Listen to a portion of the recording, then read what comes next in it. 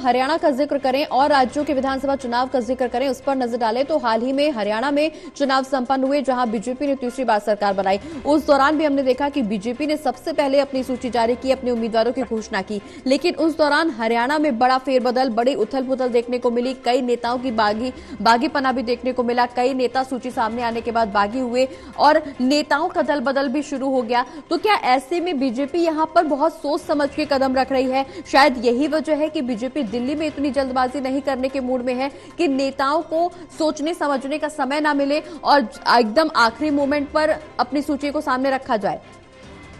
बिल्कुल प्रगति कह सकते हैं, क्योंकि बीजेपी को दिल्ली जीतना काफी महत्वपूर्ण है, क्योंकि 26 सालों से सत्ता से बाहर है बीजेपी दिल्ली की। हालांकि अन्य राज्यों में जरूर बीजेपी जीतती आती है, केंद्र में बीजेपी की सरकार है, दिल्ली में जो 7 सांसद हैं, लोकसभा में भी बीजेपी का ही जो है यहाँ पर दबदबा है, लेकिन विधानसभा में बहुत ही कम अभी भी जो है सीटें बीजेपी के पास हैं। अगर पिछले चुनाव की बात करें तो 2020 में मात्र 8 सीटें बीजेपी के पास आई थी और 2015 के चुनाव में मात्र 3 सीटें। तो ये दर्शा रहा है कि बीजेपी अभी कहीं ना कहीं दिल्ली विधानसभा में दिल्ली के लोगों के लिए काफी पीछे नजर आ रही है। लेकिन इस बार काफी ज्यादा तैयारियां यहाँ पर बीजेपी ने करी है। काफी हर महीने एक ना एक प्रोटेस्ट यहाँ पर आम आदमी पार्टी के खिलाफ किया जाता है। अब अरविंद केजरीवाल की सरकार को पूरी तरह से घेरने का प्रयास यहाँ पर बीजेपी की तरफ से किया गया है। तो इस बार उम्मीद लगाई जा रही है कि बीजेपी जो है पहले से कोई और भी ज्यादा स्ट्रांग होकर यहाँ पर मजबूती से चुनाव लड़ेगी और इसी कारण जो है अभी तक उन्होंने अपनी सूची जारी नहीं करी। हो सकता है वो अन्य उम्मीदवारों को परख रहे हो, क्योंकि कांग्रेस और आम आदमी पार्टी के उम्मीदवारों को भी परखना काफी जरूरी हो जाता है कि किस महत्वपूर्ण सीट से कौन सा बड़ा नेता चुनाव लड़ रहा है। तो ऐसे में बीजेपी की जो सूची है वो भी इन सबके आकलन के, इन सबके विश्लेषण के बाद ही सामने आ पाएगी। बिल्कुल विशाल, हालांकि बीजेपी का क्या कुछ प्रदर्शन होगा, निश्चित रूप से सभी राजनीतिक दल अपनी अपनी जीत का दावा जरूर कर रहे हैं, लेकिन ऐसे में कांग्रेस के लिए कहीं न कहीं जीतोड़ मेहनत की स्थिति बनी हुई है, क्योंकि जिस तरह से अगर हम पिछले 2 चुनावों का जिक्र करें तो वहां पर भी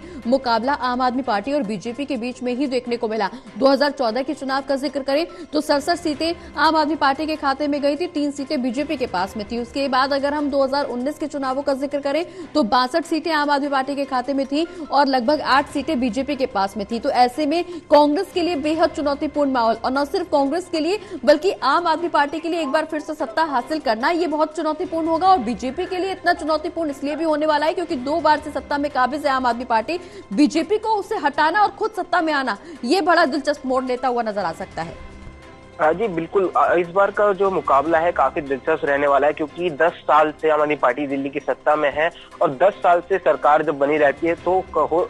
ये संभावना पूरी रहती है कि एंटी इनकम्बेंसी का भी शिकार पार्टी हो जाती है। लेकिन ये स्थिति हमें हरियाणा में भी आकलन इसके लगाए जा रहे थे कि बीजेपी एंटी इनकम्बेंसी का शिकार हो सकती है, मगर ऐसा कुछ हुआ नहीं। जो जीत है वो सीधे तौर पर बीजेपी ने दर्ज करी थी। लेकिन दिल्ली की विधानसभा की बात करें तो दिल्ली के लोगों का थोड़ा माइंड पढ़ना काफी ज्यादा जो है कंफ्यूजिंग रहता है, काफी असंभव सा हो जाता है, क्योंकि दिल्ली के लोग लोकसभा चुनाव में तो पूरी तरह से एक तरफा जीत बीजेपी को दिलाते हैं, मगर विधानसभा में हमने 2 बार देख लिया कि एक तरफा जीत यहाँ पर आम आदमी पार्टी को दी गई है। तो इस बार 2025 में दिल्ली के लोगों का क्या मूड रहता है ये काफी ज्यादा डिपेंडेंट रहता है। हालांकि जो सर्वेज लगातार सभी पार्टियां अपना अपना करा रही हैं उसमें जरूर दावे कर रहे हैं कि हम सरकार बना रहे हैं, लेकिन ये सर्वे कितना सटीक होता है और दिल्ली विधानसभा चुनाव में क्या कुछ दिल्ली के लोग रंग दिखाते हैं, ये इस पर सबकी बिल्कुल विशाल, न सिर्फ राजधानी दिल्ली का जिक्र करें, अगर हम अन्य राज्यों का भी यहाँ पर आकलन करें जहां पर हाल ही में विधानसभा चुनाव संपन्न हुए, उस दौरान भी सर्वे कराए गए पार्टियों की तरफ से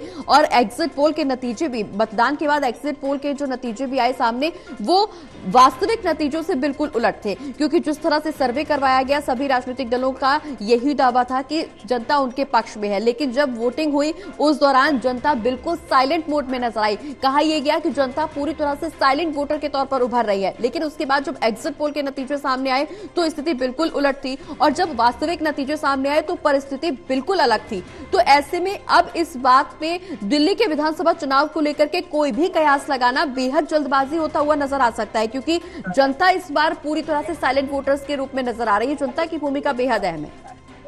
बिल्कुल जनता यहाँ पर सब कुछ है, जनता जनार्दन है। और पिछली चुनाव की जैसा कि हमने देखा 2015 में और 2020 में जिस तरह से आम आदमी पार्टी को एक तरफा जीत मिली थी, इससे कहीं ना कहीं आम आदमी पार्टी इस बार कॉन्फिडेंट में भी है कि इस बार भी जो है जीत उन्हें मिलेगी। लेकिन यहाँ पर बीजेपी ने कई सारे आरोप यहाँ पर आम आदमी पार्टी पे इस बार लगाए हैं, चाहे वो शीश महल घोटाला हो,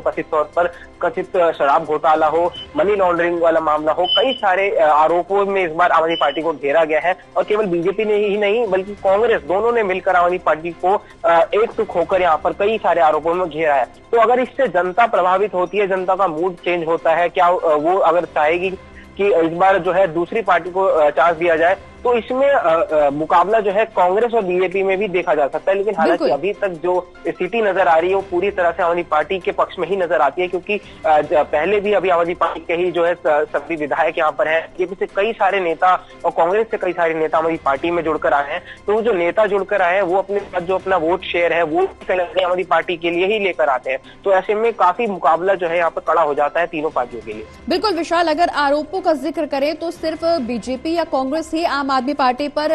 तमाम आरोप नहीं लगा रही। इस दौरान आम आदमी पार्टी ने भी अपना मास्टर कार्ड यहां पर खेला है, कानून व्यवस्था को लेकर के कटघरे में खड़ा किया है अमित शाह को, केंद्र सरकार को, और दिल्ली की कानून व्यवस्था चूंकि केंद्र के हाथ में है, तो ऐसे में यह बड़ा और ज्वलंत मुद्दा साबित होता हुआ नजर आ सकता है विधानसभा चुनाव में।